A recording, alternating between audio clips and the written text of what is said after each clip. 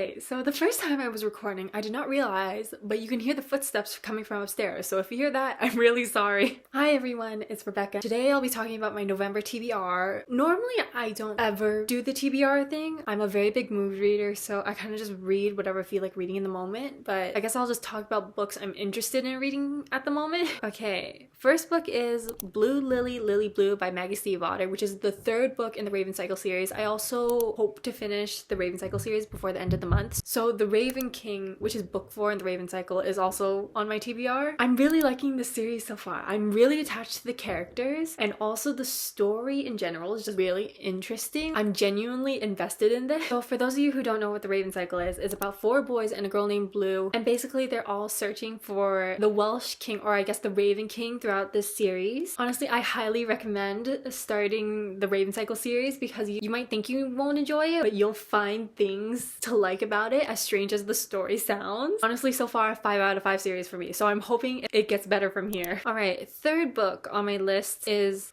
Iron Flame by Rebecca Yarros. This is her second book in the Empyrean series. Actually, my book just delivered yesterday, so let's see if I can open this properly. This is going great. Oh my god. I forgot about the sprayed edges. Ta-da! It's so pretty. I know this is a very highly anticipated sequel. Did I think Fourth Wing was like the second coming of Jesus Christ? No. But did I enjoy it and still give it a 4.5 out of 5? Yes. So I am genuinely excited for the sequel. And I heard there's gonna be 6 books in this series. Yeah, so for those who don't know what the Empyrean series is about, it's basically about dragon riders. I guess being a dragon rider is like basically the best thing you can be in this world. I mean, there are other like sections to this world, but dragon riding is probably like the most important thing you could be. Yeah, so in the beginning there's like deadly tryouts, obstacles. Also there is like a sense of found family in this book. I actually enjoyed the dragons a lot more than I thought that I would. The romance in this book was supposed to be enemies to lovers, but it wasn't exactly my favorite. I didn't really feel the chemistry between Xaden and Violet in the first book. I'm so sorry, please don't come after me. So I'm kind of hoping the romance is a bit better in the second book. If you guys know what happened at the end of Fourth Wing, then you'll know why. Okay, next book I have, is also a new release for November. It's Defiant by Brandon Sanderson, and it's the 4th and final book in his Skyward series.